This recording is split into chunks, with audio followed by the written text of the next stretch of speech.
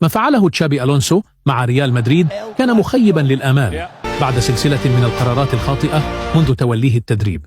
النادي أعلن إقالته مباشرة بعد خسارة نهائي السوبر الإسباني أمام برشلونة في قرار بدا متوقعا بسبب تراجع الأداء والنتائج.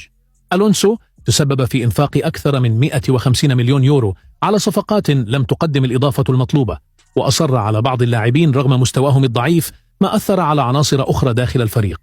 كما دخل في توتر مع فينيسيوس جونيور ولم يستغل موهبة هندريك بالشكل الصحيح، وجعل اللاعب الهجومي يعتمد كليا على مبابي، فأصبح أسلوب ريال مدريد متوقعا.